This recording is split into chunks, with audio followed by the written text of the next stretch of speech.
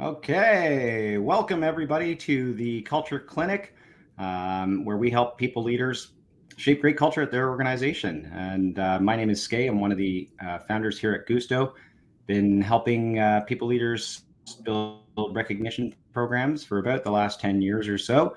And I'm joined by my colleague Kwesi. You want to do a quick intro for us, Kwesi? Hi, everyone. I'm Kwesi. I'm joining here today to talk about recognition and a couple other topics, I think. But I have background in HR that spans about 22 years-ish now.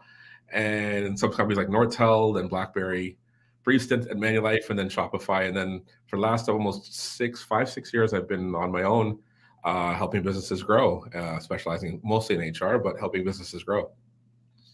Awesome.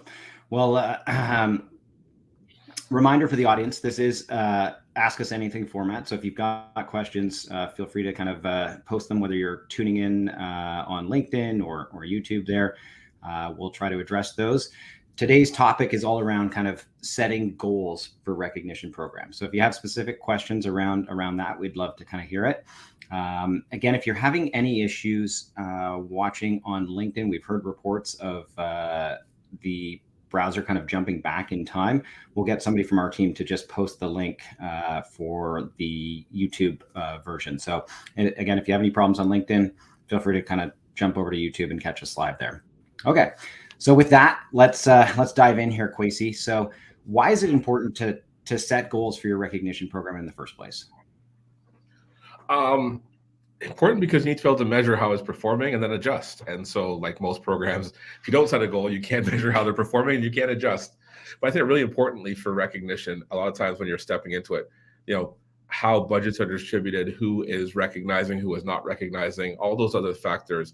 If you don't set some goals, it will kind of just play out how it plays out. And so you kind of want to set some goals and then monitor them. The goals might be wrong. The goals might be right. On day one, you may not know, but you'll adjust and you'll get better goal setting. So I think that's the big one. And then, it'll help resonate with leadership as you're setting up the program. It'll ensure that if you're going sort of that crawl, walk, run strategy, that you've got the ability to know when it's time to walk and when it's time to run, right? And so when it's time to go backwards and crawl again because you didn't get it right the first time. Whatever it is, you need to have some goals to be able to measure those types of things, right? Yeah. I think the big one here, in my mind, is being able to kind of demonstrate the success of the program to your leadership team and being able to continue to secure that budget, if not kind of grow that budget over time, and doing so kind of in a way that drives actual kind of business results, right? And I love your point about kind of crawl, walk, run. This is something that we talk about all the time, right? Where it's just so important to kind of set some attainable goals and a manageable program out of the gate and be able to execute on those and deliver some results and then grow your program kind of over time, rather than trying to kind of like shoot for the stars out of the gate and kind of fall flat on your face. Yeah, exactly. I was going to say, even if you fall flat on your face, at least you have some goals to measure against and adjust to, right? But you got to have something. Totally. Okay, so we've established kind of the reason why. Let's dive into some of the questions here. So our first question comes from Carol. What are the most common goals that you've seen for recognition programs?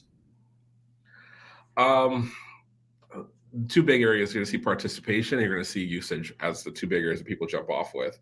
When I say participation, that's usually manager participation and then employee participation, depending on the program design. And then budget usage is going to be, depending on how you've allocated spend for recognition, if people are actually using the budgets that you want them to. And sometimes that's on a quarterly or a monthly basis, whatever that is. Those are the two you see jump off the page kind of almost immediately is, are they using it? And are we actually using the budget in the right way?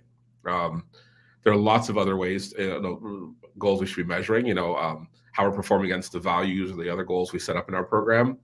And the big one is, are we improving whatever metric got us here in the first place to have a recognition program?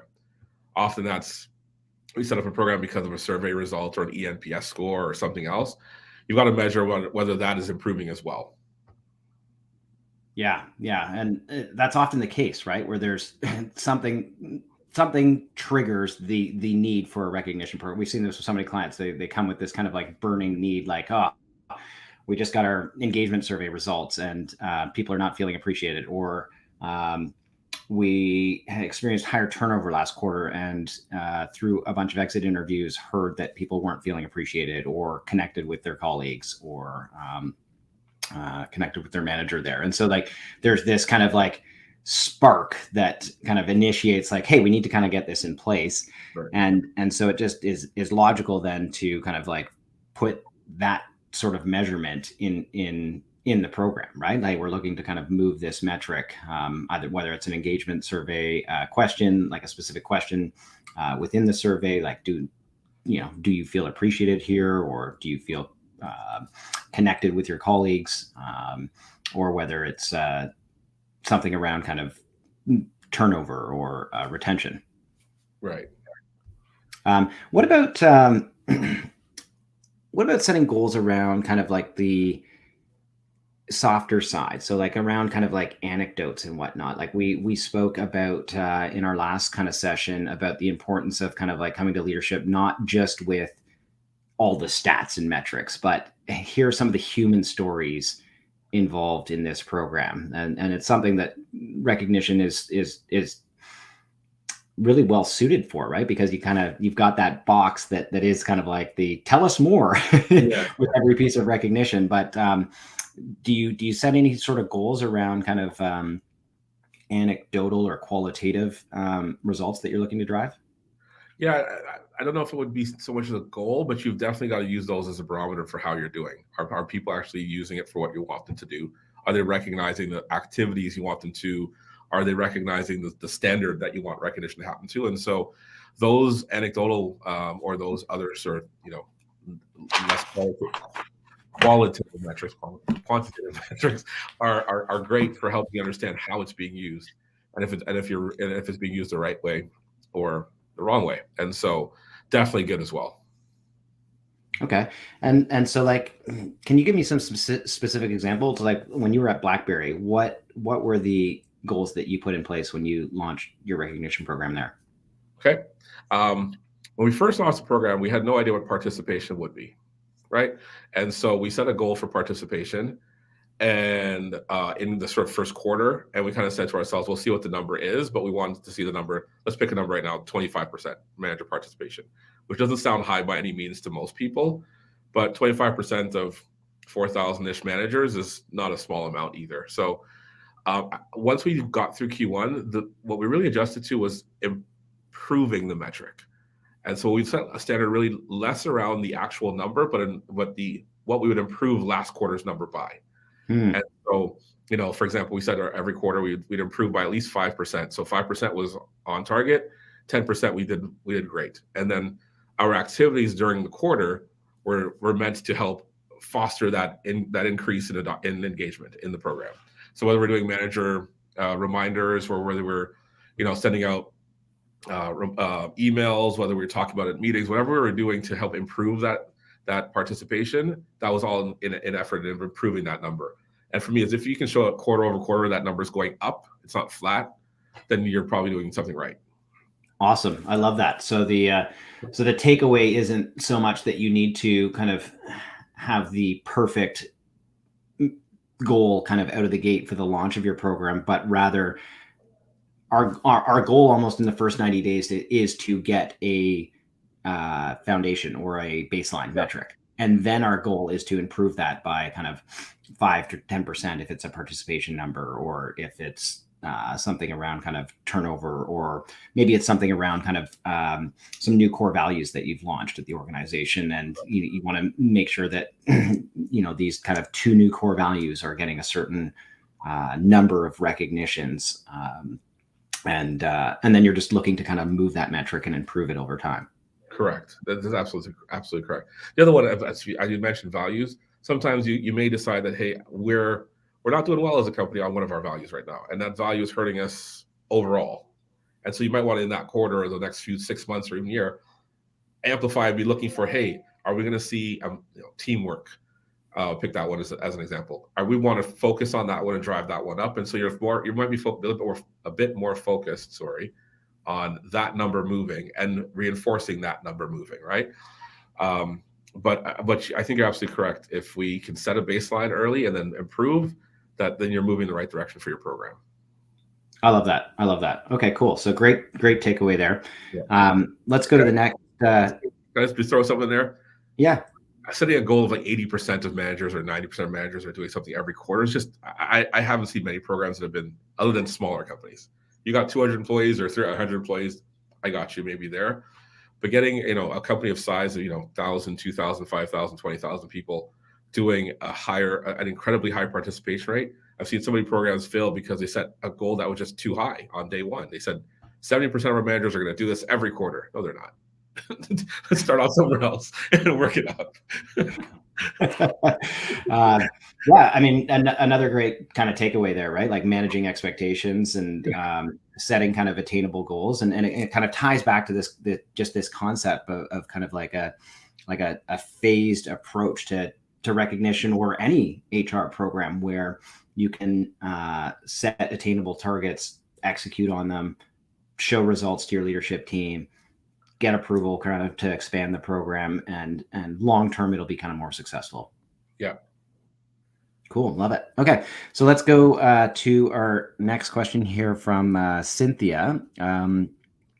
She says, what's a good target for participation rates in a recognition program? I kind of just half answered that one. I mean, I just first say it depends on the size of the organization, right? You've got 100 employees and 10 managers, you can work more directly with them, or 200 employees, or, and you can work more one-on-one with your managers to make sure it's happening, then your percentage should be higher. I'd expect 50 to 80, right? Okay. Especially if you've got a recognition culture that's already there and managers have bought in. If you've got thousands, to hundreds of thousands of managers, then that number goes down greatly. I mean, I think for me, starting off the gate at 20 to 30 is probably still ambitious for some.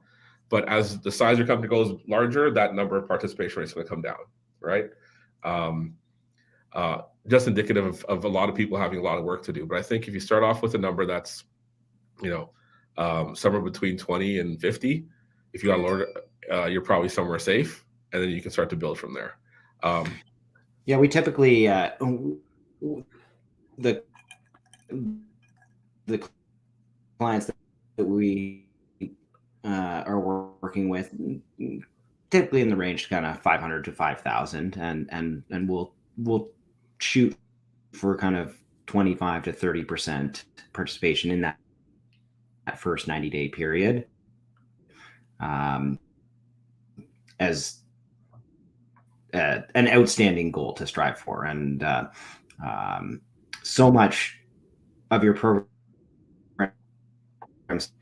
success is dependent on the launch of the program, and getting that initial excitement and buy-in and communication kind of done right, so that you have success. So you definitely kind of should strive to make a big deal kind of out of what I like about kind of the last question that we were answering there. You said it's almost more important though to think about the improvement in the metric and the part. Did I lose you there? No, I'm still here. Can you hear me? Are you muted? No. Yeah, can you hear me? Yeah, all good. Okay, good. No, I think I got you. The first is just to set a number, and then from there adjust it and then improve it. Cool. Okay. So next question here comes in from Matt, and he says, how do we know recognition is driving results and not some other program? Interesting question, right? You've got all these different HR kind of programs that you're running. So how do we know what recognition is doing versus all these other variables? It's hard. It's probably the hardest part in even getting approval for the recognition program, because it's very hard to draw a straight line from a lot of our programs in HR directly to the results, right? The big ones, the survey questions, where you can actually survey the team and say, do you feel recognized? Easy way to draw a straight line from our program to that program. The other ways really are going to be a little bit more difficult, because there are other factors. one of the things I try to avoid doing is, if we're doing other recognition type activity, let's focus using that through the same program where we can get stats and numbers, et cetera. So we're not running competing programs, or we're not using different tools to drive different parts of it. So if we're going to run any sort of contest, or if we're running something that's more of like a recognition for a certain activity or for a certain behavior, run it all through your recognition program. Don't run it through recognition and still give out, gift cards from your desk and put a TV up and raffle it at the same time. Kind of drive it all through the same program so you can actually measure the results of the program that you're having. You might be able to, with some providers, to actually label them as different programs, but I like to focus the effort into our recognition program where possible, so we can actually see the effect of that program. That won't always work, won't always be the case, but that's one big tip for me. And then you're going to have to use some qualitative feedback from the managers and employees to understand what that program is being used for and how it's impacting, right? And so whether that's, if you're coming in with a turnover issue, then maybe you start hearing about recognition being an issue in your exit interviews. Hopefully you're having less exit interviews, right? But drawing a straight line from, hey, we gave out $500,000 in recognition, and therefore our eNPS score has moved from X to Y entirely. It's hard to draw that line because there are other factors, but you should definitely be an impact of it. And so I heard you say something in there around kind of qualitative feedback from managers. So during your time at BlackBerry, would you go and kind of survey existing, like not just exit interviews, but existing employees and ask them like about the effectiveness of the recognition program? Or would you, how would you kind of do that with your managers? So it's kind of twofold. I think one is you're going to have to create some sort of scorecard, some sort of feedback to managers or their leaders or the C-suite, whatever it is, on how these programs are doing. And so through those conversations, you will have the opportunity to hear about how it's being used or not being used, or where it's failing or succeeding in the particular area of the company, and then helping to adjust that, right? And so you will get that feedback from your leaders if you are providing feedback to how the program is doing. And then from the employees, you're going to, similarly, and most of us have ways of getting feedback from the employee base on a regular basis. Similarly, you get that, you'd be asking about recognition specifically in those interviews as well, or conversations, right? And what about leadership? How would you kind of get feedback from the leadership team on how they're kind of perceiving the recognition program?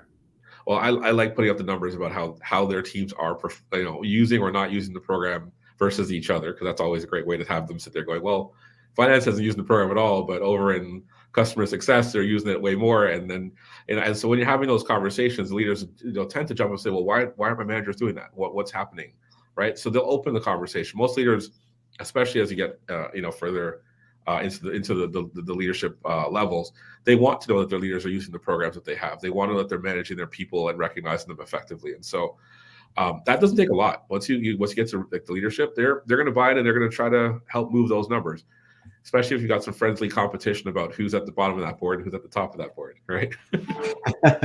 So I like that.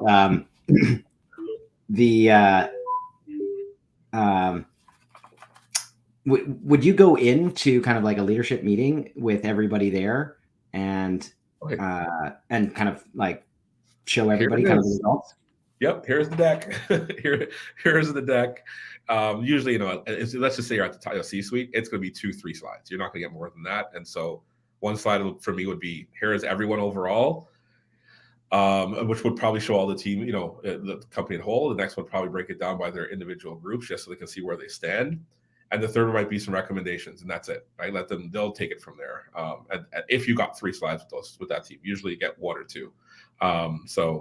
I would definitely go in showing that. And then similarly, I think for your leaders individually, again, depends how your organization is structured, but if you got a VP with 10 reports and you can find a way to send them a report that says, here's how your 10 reports are recognizing, every quarter or every, semi-annually, it's always good. It just keeps the conversation going and it helps them participate. Second tactic for me, which really, depends on how much freedom you have, is I love to start moving budgets around. Like if you've got let's just pick a number, $500,000 to spend on recognition, and you've allocated half of that to an area that's not using a fraction of it, then why are we wasting that? Let's help them use it more, but I also want the Ps that are actually getting recognized and need more recognition to do that, because often recognition is underfunded where you want it to be.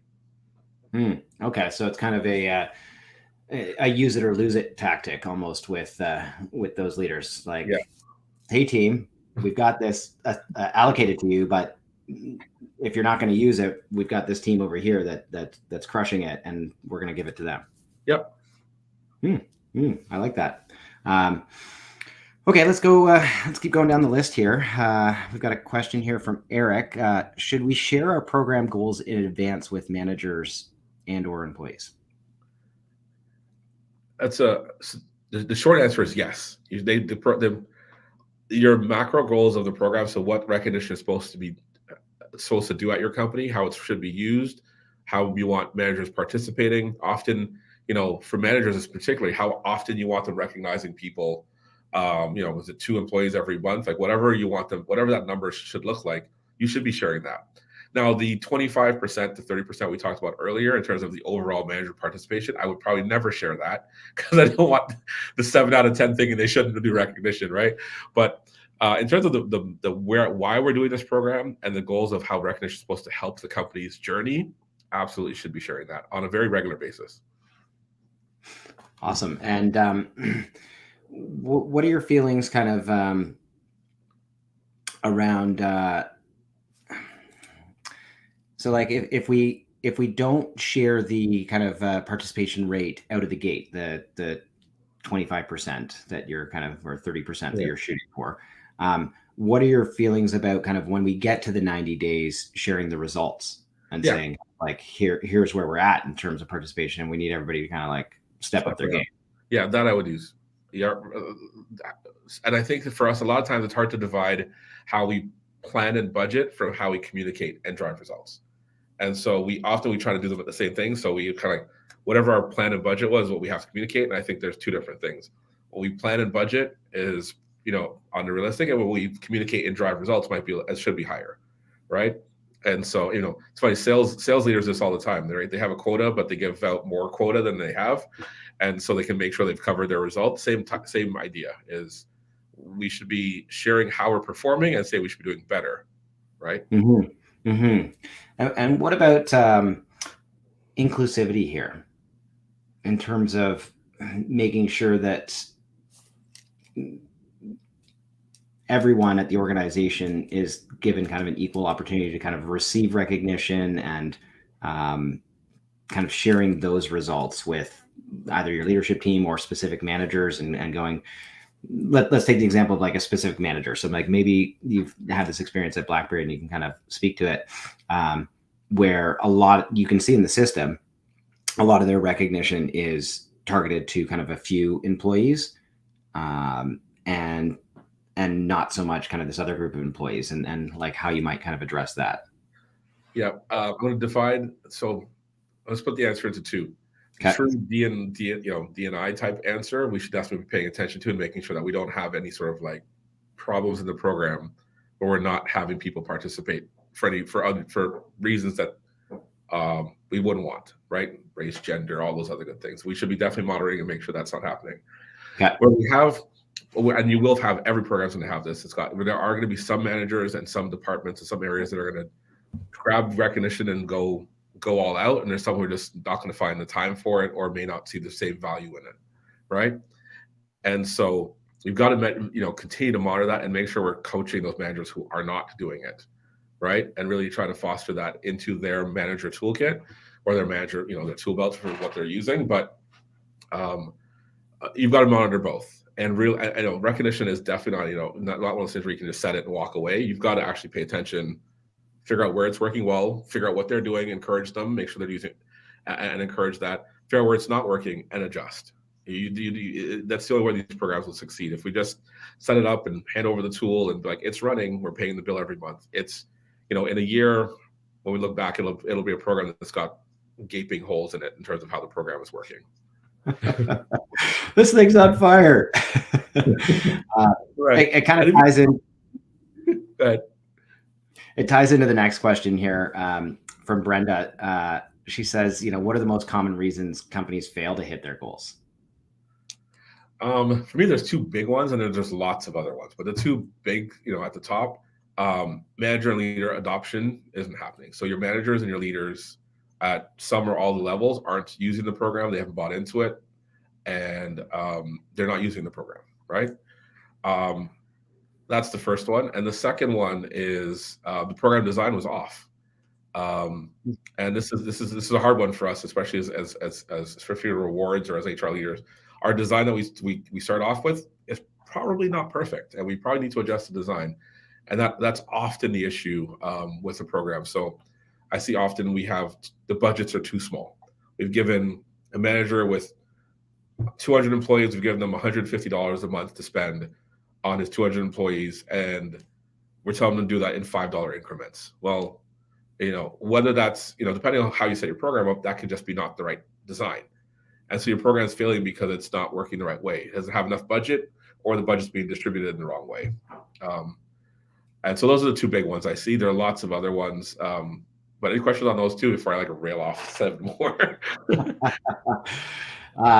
Yeah, the program design one is an interesting one, right? Because this ties back to this concept of crawl, walk, run. And so it's so critical for companies when they're launching recognition programs to do it in a phased rollout, right? And start with a handful of managers and giving them budgets, and making sure that if you have a limited budget, not spreading it too thin, to your point, right? Where there's not kind of 200 people reporting up to a VP or something, and they've only got kind of 75 cents per person in their hierarchy to do recognition during the month. But starting with kind of a small cohort to pilot, or if you are running kind of a tighter budget program, we've seen a lot of success with non-monetary programs where all the recognition is non-monetary, and they pool all of the budget into rewards done through kind of randomized draws, or calling out kind of some people on the leaderboard that have either received the most recognition or even given the most recognition, right? And then we can kind of scale up those rewards over time, and then kind of layer in some heftier budgets for managers in the future.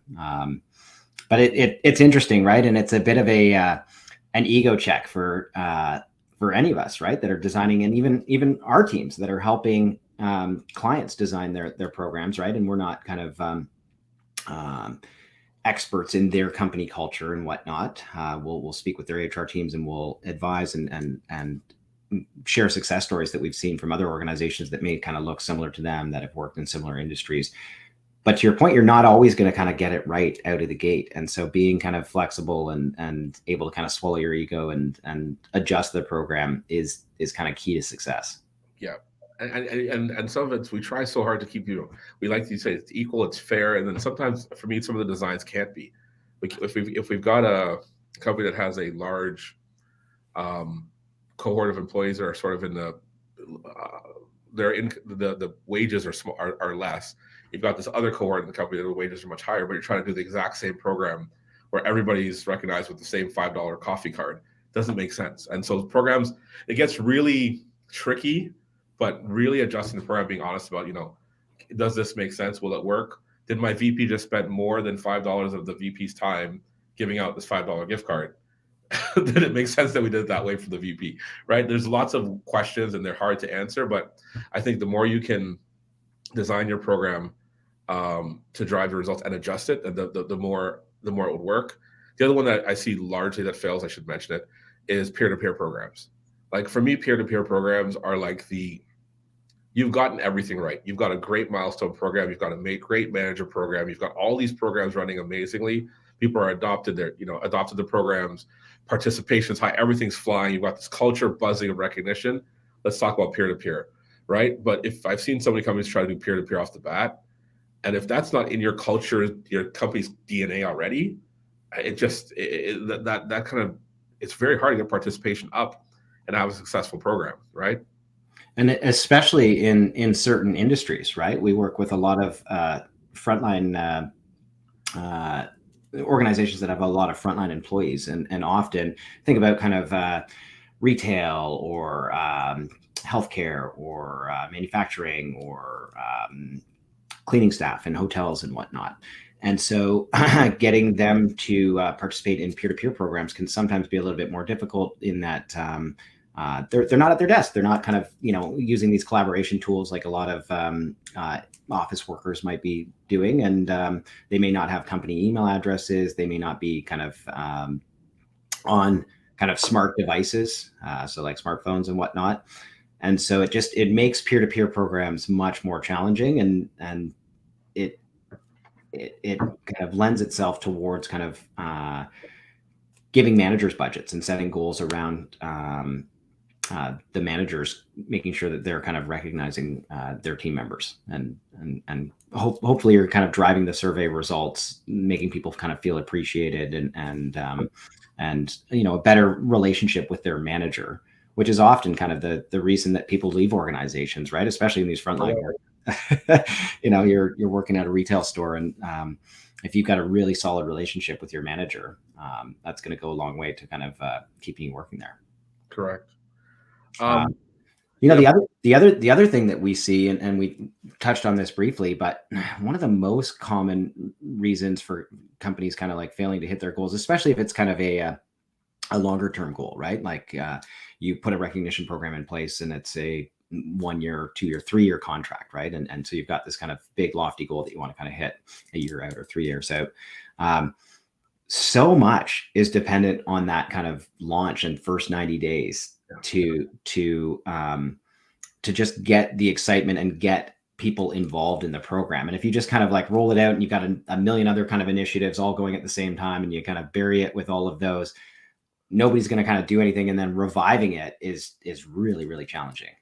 Yeah, reviving is harder than launching. I will say that reviving a program is incredibly hard. But when you're launching a recognition program, for me, it's probably the one thing you can do at that time. Like if you're saying we're launching recognition, we're doing comp planning, we just changed our benefit provider, and we need you to also do performance reviews at the same time. The recognition program is going to die, right? My 2 cents, right?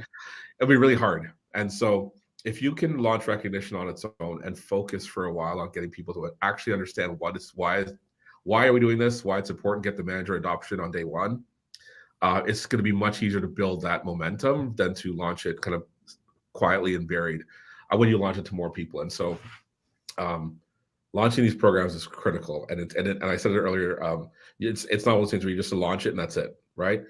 The design probably has some tweaking that needs to be done, small or large, and your managers probably need to be reinforced about why they're doing it, and be helped along the journey and know how to log into the system, whatever it is. And so it's really important when you're launching it to give it its own runtime and attention.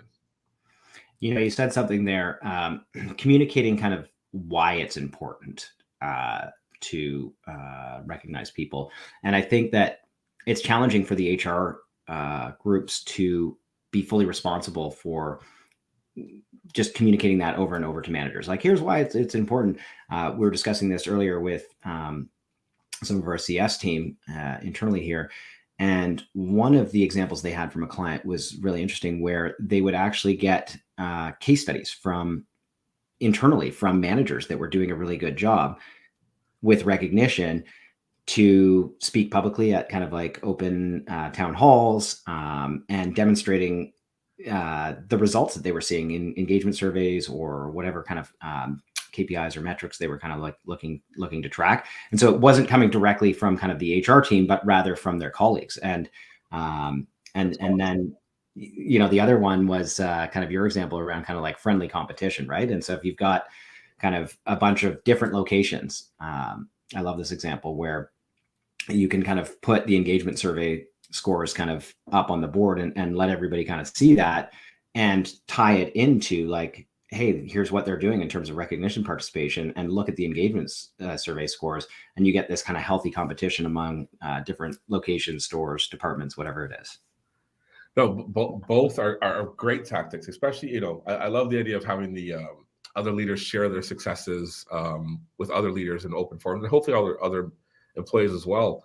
But yeah, I think it's really hard, as HR leaders to take the full brunt of, we have to get the adoption up, you've got to have some leadership help. It's got to be important to those leaders as leaders for it to happen, for it to work at all, right? And so if HR is the only person beating the drum as to why this is important and why it should happen, it probably isn't going to succeed.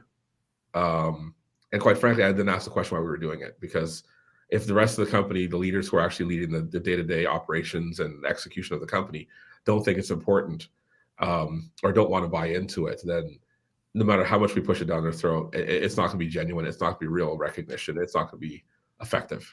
Yeah, I mean, you're swimming upstream there, and not only do you have that challenge, it's very likely that they're not participating in the program as well, which is just Right. critical to kind of set the example. And this applies to recognition or any other sort of kind of initiative at the organization, right?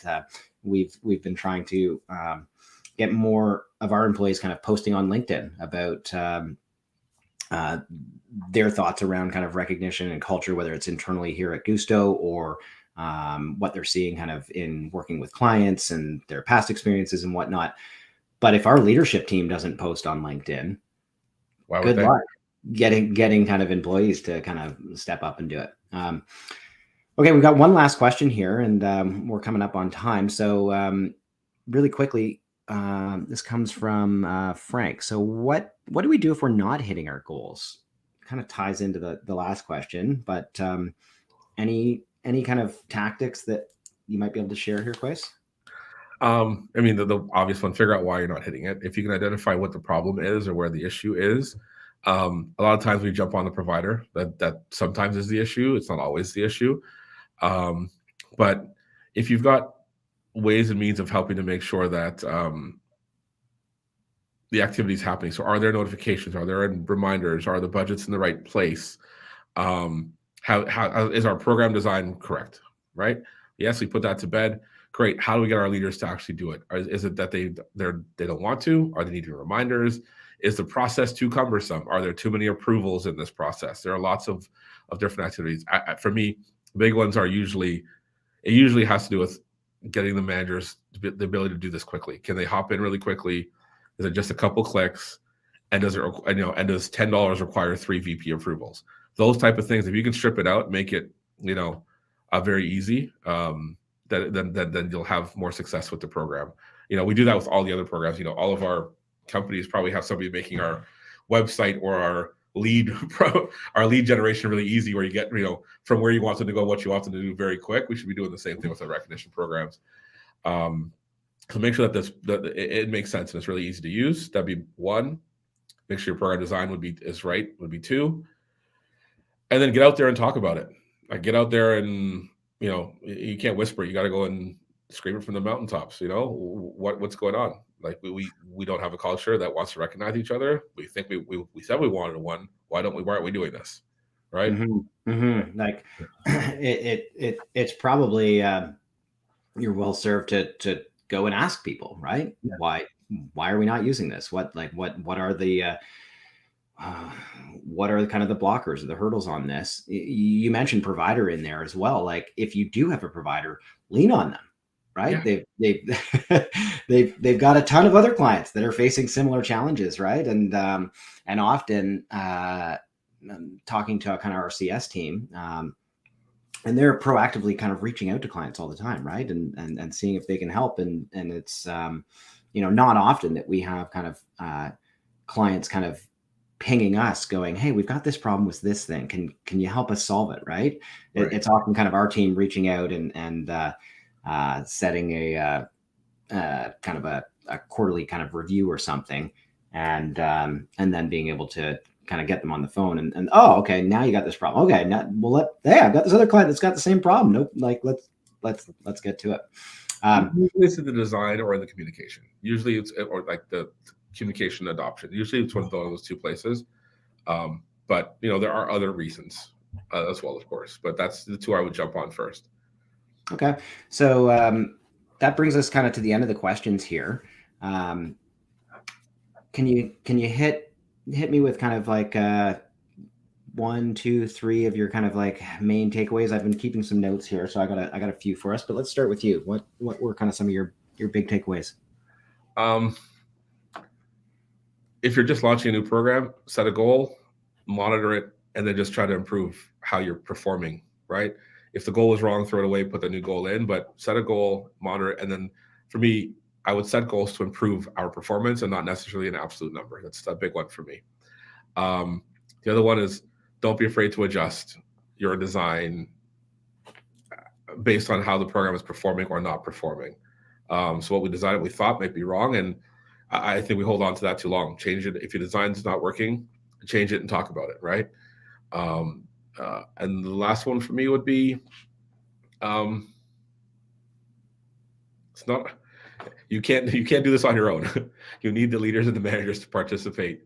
And that a lot of times that they do well when you show them their performance and how their goals are doing, right? I like that. One thing that kind of really stood out to me was qualitative feedback. And so we've got these goals, we've got these metrics that we're kind of looking to measure, but it's critical to go and get qualitative feedback from your managers, from your employees on a regular cadence about kind of what's working the program, what's not, how can we kind of improve it. So I really love that one.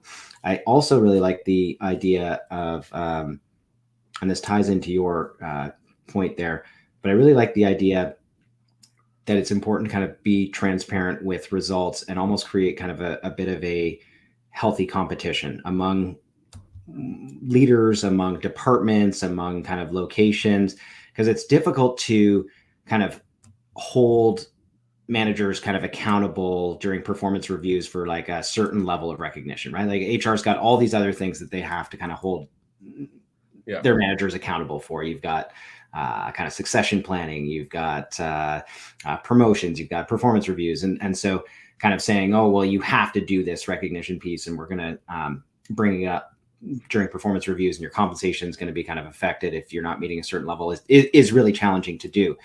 And so it's better to kind of set some guidelines, some benchmarks, some goals there, but be transparent about how the manager or department or the leadership's hierarchy is doing in comparison to others and what the impact is in terms of kind of the business result that you're looking to drive. And so maybe it's engagement survey scores or turnover or something like that, and being able to kind of like clearly demonstrate this group over here is absolutely crushing it with their recognition program, and look at their engagement survey scores. And then my third one takeaway was building kind of internal case studies. And so not trying to carry the entire load as the HR team in communicating kind of the why and the importance, but rather getting those internal champions to talk about publicly how recognition's working for them, sharing their tips and tricks. Like, hey, Mike, how are you so consistent with your recognition? Or how have you gotten your entire store to really participate in this program, and sharing kind of those best practices with the rest of the organization, so that it for managers managing kind of a different location or store or whatever it is, they are getting kind of the tips, the tricks, the encouragement to kind of do this from a peer, a colleague, and not kind of the HR team telling them, here's one more thing that you need to do. Yeah. Cool. Okay, well, that wraps us up for this episode of the Culture Clinic. Great to have you all here. We are going to be off for the next couple weeks with the holiday break, so we'll be back kind of the second Tuesday in January. If you'd like to kind of connect with Kwesi or myself, find us on LinkedIn. If you've got questions that you'd like us to kind of tackle in future Culture Clinic episodes, we'd love to hear those. So feel free to kind of DM myself or Kwesi with those. And if you're looking for more great culture building kind of tips, check out our YouTube channel. There's lots of great videos there, and we'll look forward to seeing y'all in the new year. All right. Thanks, Kwesi. Thanks, Kate.